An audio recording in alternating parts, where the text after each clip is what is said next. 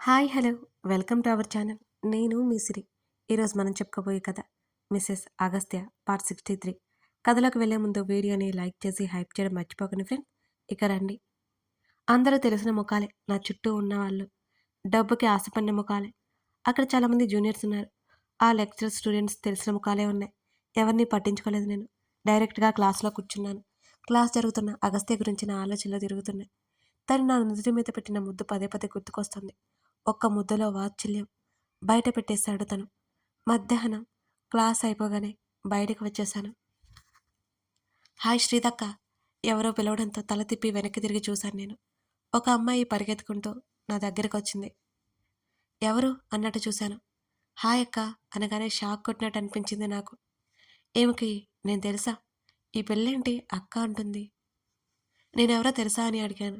నువ్వు మా సీనియర్ కదా, నాకు తెలుసు అని నవ్వింది. ఎప్పుడు? మేం బీటెక్‌లో సెకండ్ ఇయర్ అప్పుడు.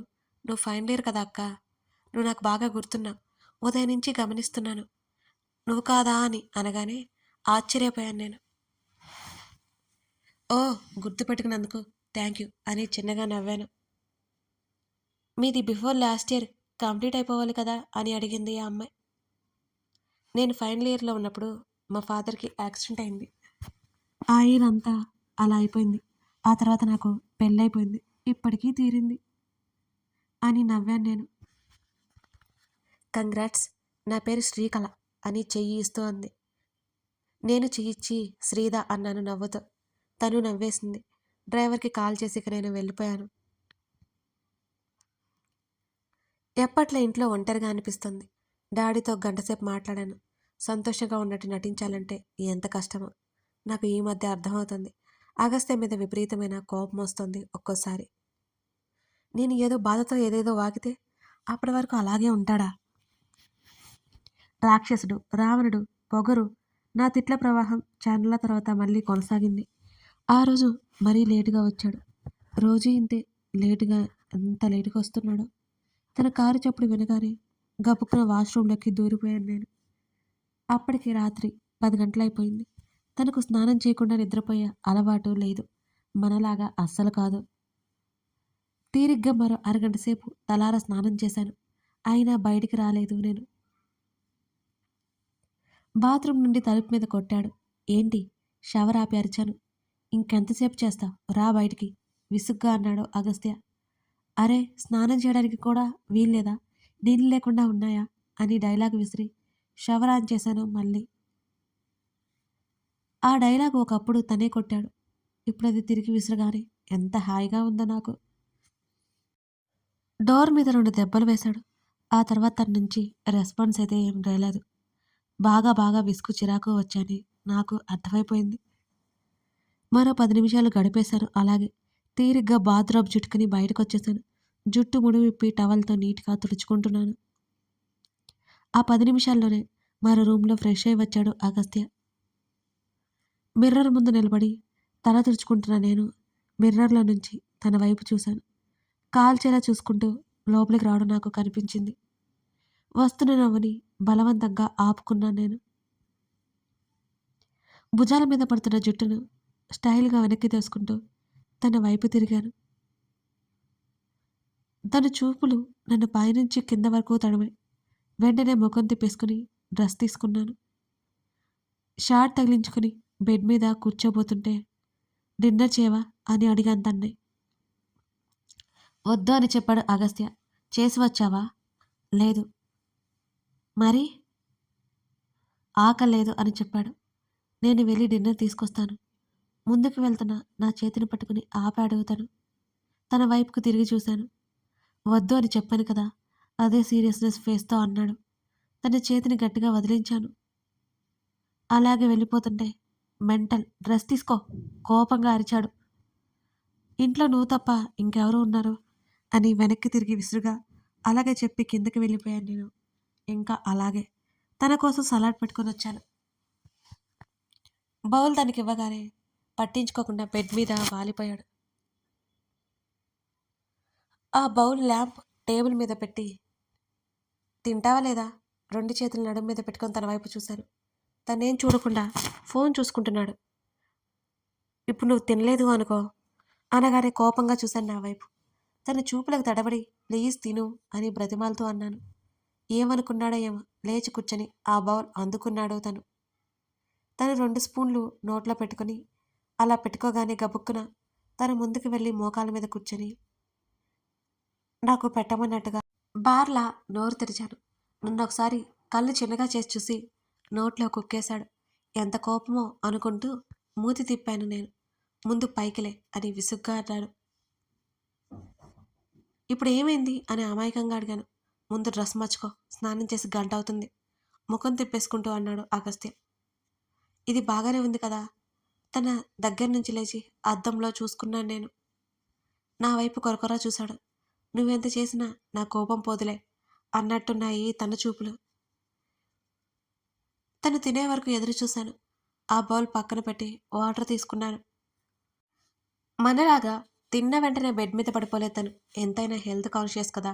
స్లిప్పర్స్ తగిలించి బాల్కనీలోకి నడిచాడు. నేను వెంటే వెళ్తుంటే డ్రెస్ వేసుకోకుండా బయటికి వచ్చావో చంపేస్తా. చాలా సీరియస్గా బాల్కనీ డోర్ డబ్బున వేశాడు. పొసెసివ్ మూగుడు అని తిట్టుకుంటూ నైట్ డ్రెస్ తగిలించుకొని బయటకొచ్చాను. ఓయ్ పిలిచాను తన్నే. కాలేజ్ ఎలా ఉంది? నా మాటలు మధ్యలో ఆపేస్తూ తనే అడిగాడు. ఉదయం చెప్పిన డైలాగ్ మర్చిపోయావా? అది మాకు పాత కాలేజే కదా. పెదవులు బిగించి చెప్పాను నేను. వెంటనే నా నడుము చుట్టూ చేతిని వేసి దగ్గరికి లాగాడు గట్టిగా.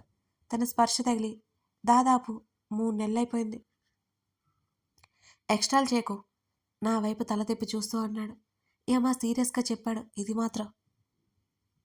ఇప్పుడు నేనేమి ఎక్స్ట్రాలు చేశాను అని అడిగాను, కళ్ళు టపటపలాడిస్తూ.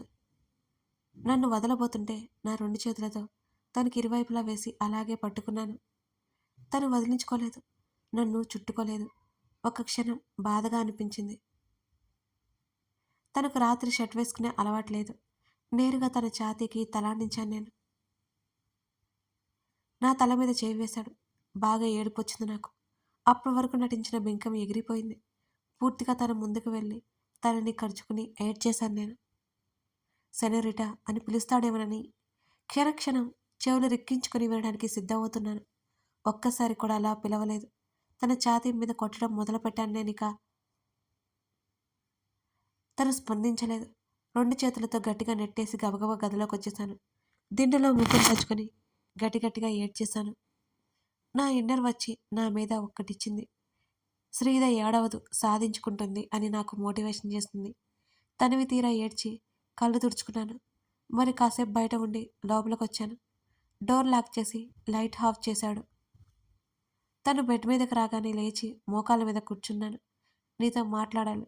ఇప్పుడు నేను యమ సీరియస్గా అడిగాను. తన నుంచి సమాధానం లేదు.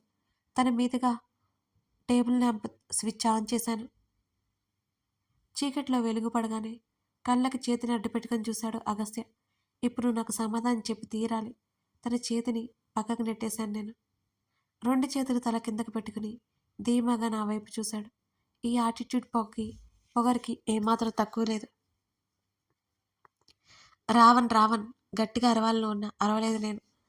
తన వైపే కోపం అంతా కళ్ళలో నింపుకొని మరీ చూశాను. వీడియో నచ్చితే దయచేసి లైక్ చేసి సబ్స్క్రైబ్ చేయండి. ఇది నాకు చాలా చాలా పెద్ద సపోర్ట్ అవుతుంది. మర్చిపోకండి ఫ్రెండ్స్. ఇంకా కేవలం 59తో మెంబర్షిప్ తీసుకుంటే మన ఒక ఫ్యామిలీలా ఈ వీడియోస్కి మరింత దగ్గరగా కనెక్ట్ అవ్వచ్చు. అంతేకాదు మీరు నాకు సపోర్ట్ చేస్తూ వీడియోలను ముందుగా చూసే అవకాశం కూడా మీకు దొరుకుతుంది. మిస్ చేయకండి ఫ్రెండ్స్.